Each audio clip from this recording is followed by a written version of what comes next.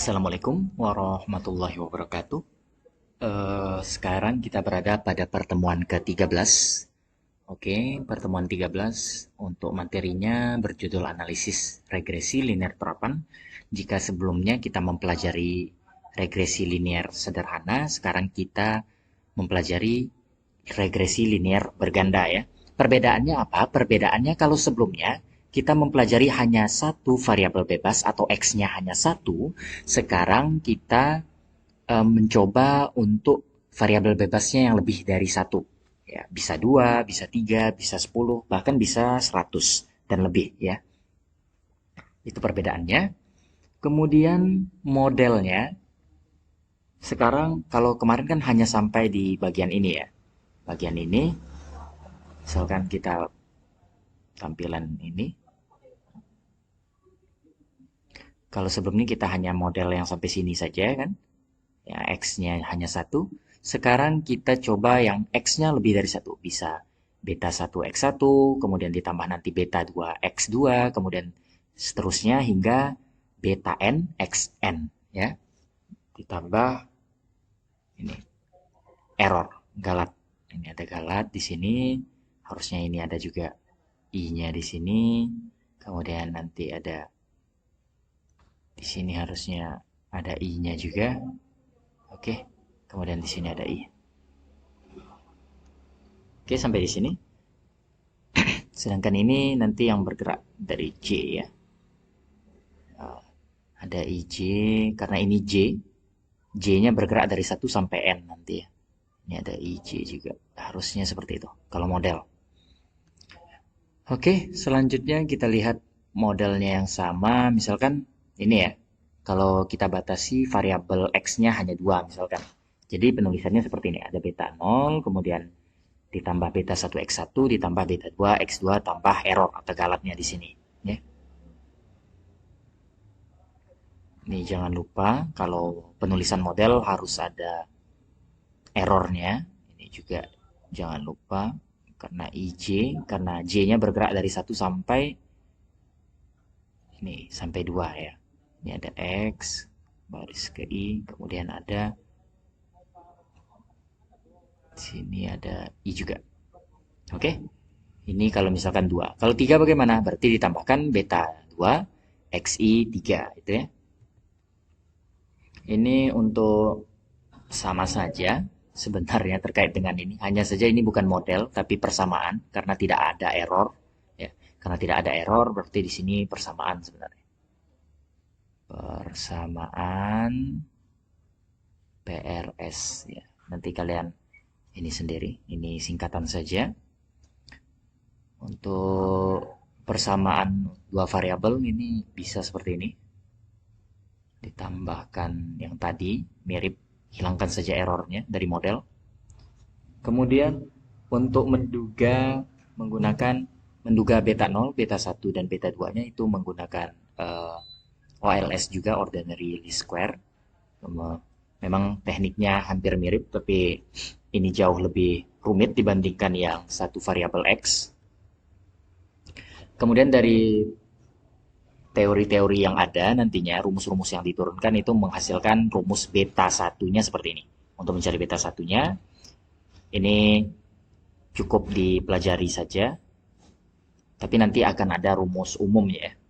Ini hanya berlaku untuk, perlu diingat, ini hanya berlaku untuk X-nya 2. Ya. Kalau X-nya 2, ini rumus bisa digunakan. Tapi kalau X-nya sudah 3, ini sudah tidak bisa digunakan rumus ini. Ini karena ini dibatasi dengan X-nya 2 ya. Kita kembali lagi. X-nya 2, maka rumus yang digunakan bisa menggunakan rumus yang ini ya. Kemudian beta 2-nya seperti ini rumusnya, di mana XI sama dengan XI besar, kemudian dikurang XI besar dibagi dengan N, Y-nya seperti itu juga, YI dikurang Y per N ya. Ini sebenarnya rumusnya bukan rumus umum ya, tapi bisalah digunakan, cukup bisa digunakan untuk X-nya lebih dari 2. Kita langsung saja ke contoh soal. Sebenarnya beta 0-nya tidak ini beta 0-nya ya. Untuk beta 0-nya harus menggunakan beta 1 dan beta 2. Tapi beta 1-nya harus dicari terlebih dahulu, kemudian beta 2-nya baru dimasukkan untuk mencari beta 0. Ini contoh soal, bisa langsung dilihat. Data berikut menampilkan pendapatan, jumlah anggota keluarga, dan pengeluaran 5 pegawai di suatu perusahaan. Ini misalkan karyawan yang pertama atau pegawai yang pertama, itu gajinya dalam jutaan, 8 juta, kemudian anggota keluarga, jumlah anggota keluarganya 6, kemudian pengeluarannya ada 7 jutaan ya. Ini kurang keterangan jutanya.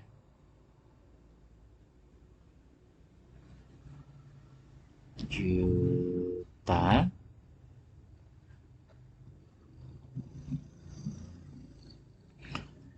Dan untuk pegawai yang kedua itu gajinya 12 juta, kemudian anggota keluarganya 3 orang, pengeluarannya 9 juta misalkan. Dan seterusnya hingga anggota atau pegawai yang kelima itu gajinya 6 juta, kemudian jumlah anggota keluarganya 6 juta, anggota keluarganya 6 orang, kemudian pengeluarannya 6 juta. Tentukan variabel dependen dan variabel independennya. Kemudian buat model regresi berganda, kemudian tentukan nilai prediksi pengeluaran untuk keluarga dengan 6 jumlah anggota keluarga dengan gaji 5 juta misalkan. Ya.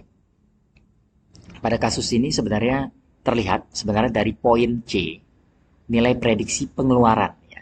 Nilai prediksi pengeluaran. Dari kasus ini sebenarnya sudah terlihat bahwa yang diinginkan dari soal untuk variabel dependennya atau Y-nya adalah pengeluaran. Ya. Yang diprediksi berdasarkan apa? Berdasarkan jumlah anggota keluarga dan gaji. Ya. Gaji akan menjadi X1 otomatis karena paling kiri ya. Kemudian sini X2. Boleh jumlah anggota keluarga menjadi X1 Pak? Boleh. Tentu saja boleh. Ini dimasukkan pada kasusnya seperti ini. Ini untuk melakukan penentuan variabel dependen dan variabel independennya. Kita lihat. Jadi penyelesaiannya seperti ini. Variabel independen X1-nya bisa gaji, bisa juga jumlah anggota keluarga, terserah kalian. Kalau pada kasus ini boleh contohnya, ini hanya contoh saja, X1-nya gaji, kemudian X2-nya jumlah anggota keluarga, kemudian variabel dependennya itu pengeluaran. Kemudian banyaknya pengeluaran tidak hanya disebabkan oleh banyaknya gaji, tetapi juga banyaknya anggota keluarga ya. Semakin banyak anggota keluarga, maka pengeluarannya, semakin banyak anggota keluarga dan gaji, maka pengeluarannya juga semakin banyak. Ini asumsi dari peneliti ya. Kemudian ini model regresi harusnya bukan seperti ini. Harusnya ada, jangan lupa yang indeksnya. Kemudian juga jangan lupa kalau kita menuliskan model tentu saja jangan lupa errornya atau galatnya atau residualnya ya. Residualnya oke, seperti ini. Akan dicari nilai beta 0, beta 1 dan beta 2. Ini ada kasus khusus. Kasus khususnya bagaimana? Ini cara yang bisa digunakan triknya untuk menghitung nilai yang sangat besar. Caranya bagaimana? Caranya setiap angka, ini kan datanya ya. Ini data yang ada. Data yang bisa terlihat. Mohon maaf, di sini hapus terlebih dahulu. Ini data yang sudah ada kan? Yang bagian ini memang sudah ada sebenarnya. Oops. Maaf.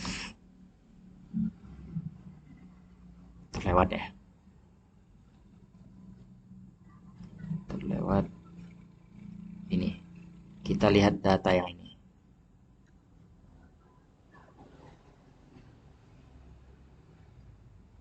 Oke. Ini kan datanya yang ada. Kita perkecil nilainya. Sebenarnya cukup dikalikan saja ya, tidak perlu diperkecil. Cuma pada kasus ini Ibu Yuliana itu memperkecil nilainya, itu bisa juga. Kalau memperkecil nilai otomatis resikonya ada desimal-desimal seperti ini ya. Ada koma-komanya. Diperkecil angkanya juga bisa, dilangsung hitung juga boleh. Trik yang diberikan oleh Ibu Yuliana ini seperti ini. Jadi kalian hitung rata-ratanya dari setiap variabel ini atau dari setiap kolom itu kalian hitung rata-ratanya. Ini yang X1 itu rata-ratanya berarti 41, ini kan jumlahnya. Berarti 41 dibagi dengan 5, karena ada 5 data. Begitu juga ini kita tulis misalkan X1. Ini untuk penulisan X1 ya. X1-nya seperti itu. Kemudian X2-nya juga kita hitung rata-ratanya setiap variabel. X2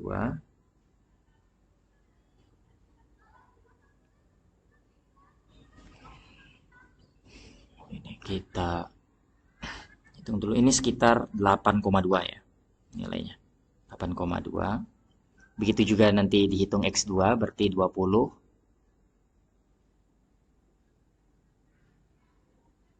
5 itu 4, kemudian X3 atau Y, X3 tidak ada, Y bar ya, menyimbolkan rata-rata itu berarti 35 dibagi dengan 5. Ini 7. Oke. Cara mendapatkan yang ini bagaimana? Berarti 8 dikurangi rata-rata X1-nya.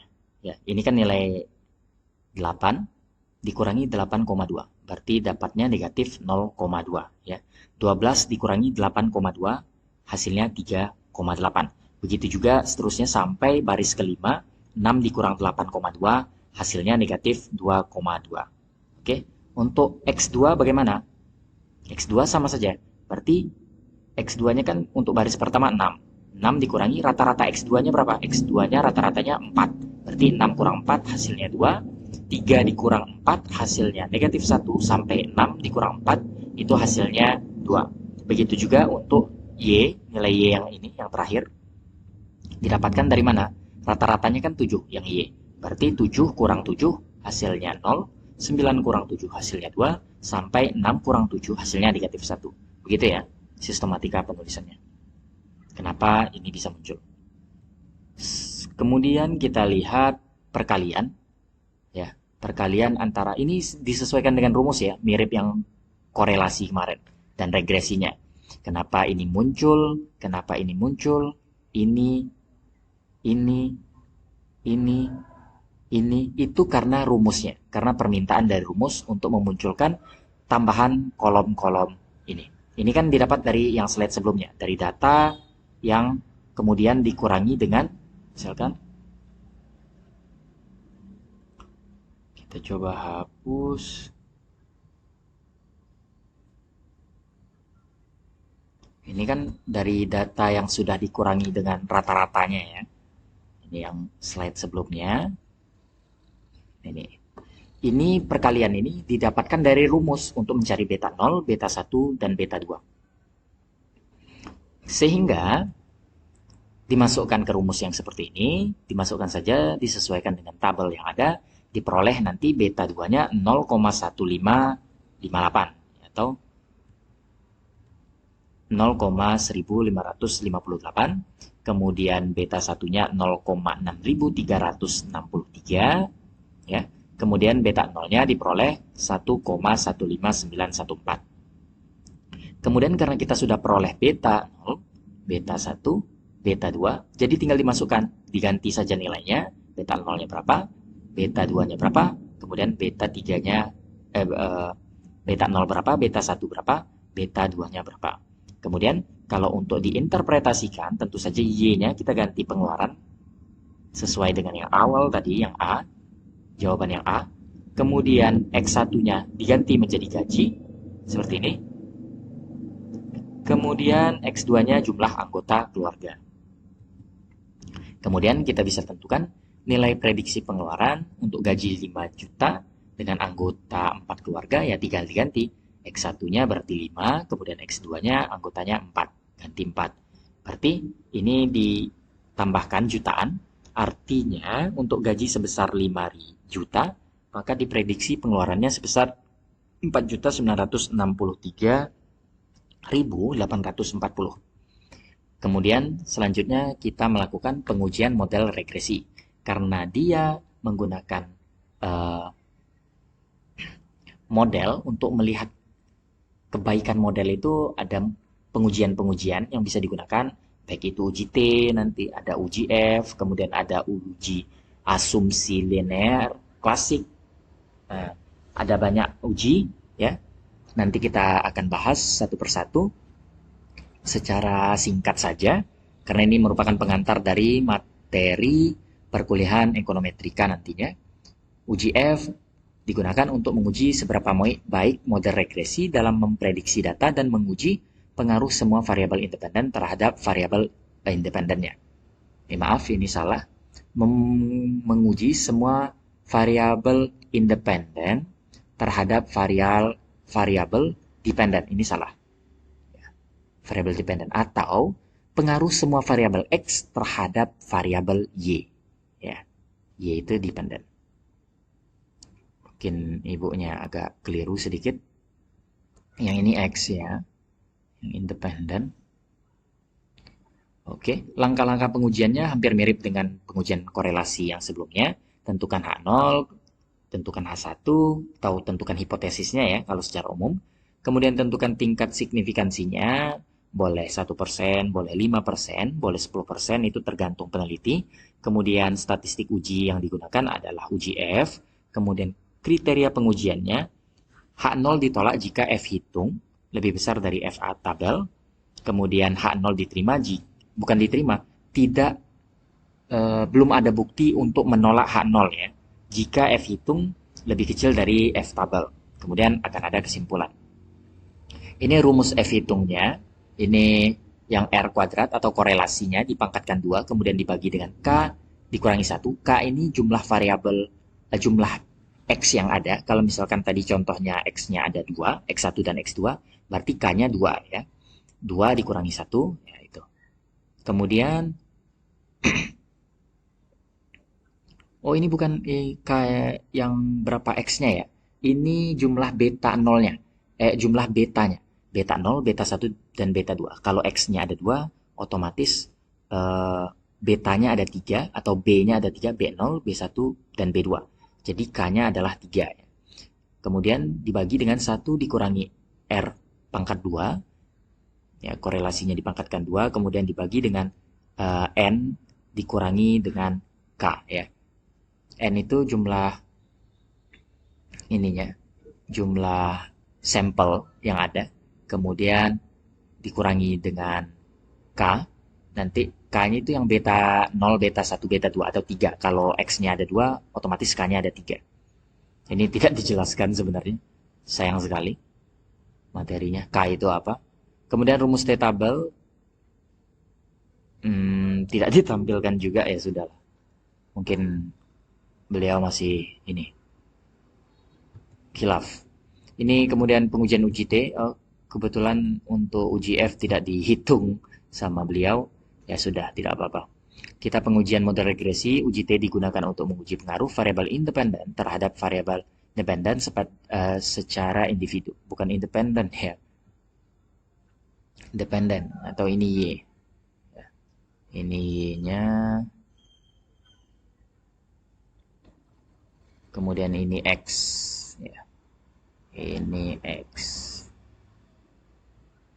Langkah-langkah pengujian, tentukan H0 dan H1, kemudian tentukan signifikansinya, boleh alfanya 5%, boleh 10%, statistik ujinya uji T, kemudian kriteria keputusannya H0 ditolak jika T, harusnya T-nya kecil ya, karena ini distribusi, T student namanya. Jika T hitung lebih besar dari T tabel, T-nya harusnya huruf kecil yang seperti ini. Kemudian H0, tidak ada bukti untuk menolak H0 misalkan. Jika T hitung lebih kecil daripada T tabel, kemudian ada kesimpulan. Ini pengujian rumus T hitung ya. Bisa dilihat, ini beta dikurangi beta besar atau parameternya. Ini yang untuk populasi. Ya. Ini untuk populasi, ini untuk sampel atau yang kita hitung tadi. Ini standar deviasi dari beta kecilnya, dari estimasi beta. Ini rumusnya, S kuadrat kemudian dibagi dengan sigma X2, kemudian ini sigma X dipangkatkan 2, kemudian dibagi dengan N. Ya. Pada kasus ini, S2-nya, ini kan ada S kuadratnya, standar deviasi di pangkat 2 itu sama dengan sigma Y2, kemudian dikurangi A, sigma Y, dikurang B, sigma XY dibagi dengan N kurang 2. Tapi tidak ada keterangannya ya, sayang sekali sebenarnya.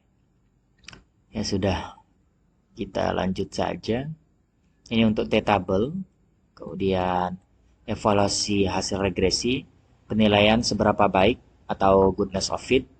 Model regresi menjelaskan variasi variabel dependen melalui koefisien determinasi R pangkat 2. Kemudian uji signifikansi model, yaitu uji pengaruh semua variabel independen secara serentak terhadap variabel dependen melalui uji F. Kemudian ada uji signifikansi pengaruh variabel independen terhadap variabel dependen.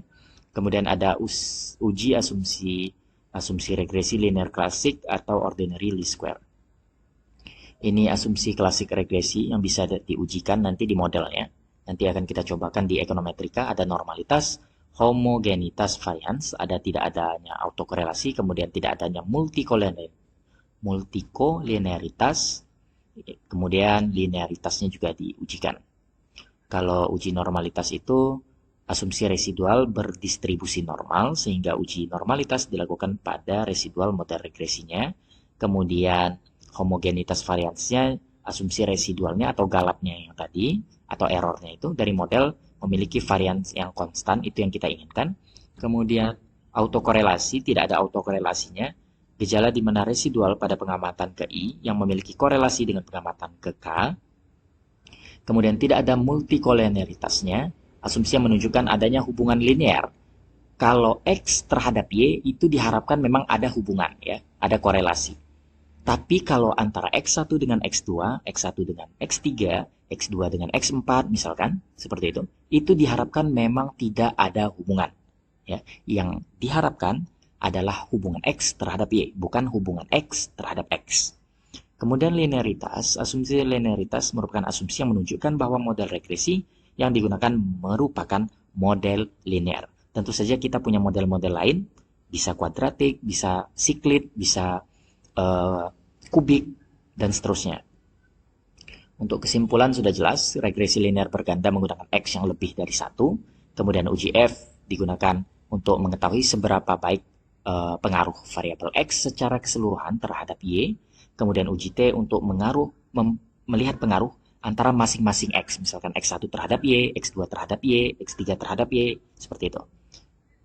Kemudian kalau untuk mendapatkan model regresi yang terbaik, memang harus memenuhi beberapa syarat, baik itu asumsi klasiknya harus terpenuhi, dan juga tak bias, efisien, dan konsisten. Ini daftar pustaka yang bisa kalian cari di luar. Kemudian, terima kasih. Sampai jumpa di pertemuan selanjutnya. Assalamualaikum warahmatullahi wabarakatuh.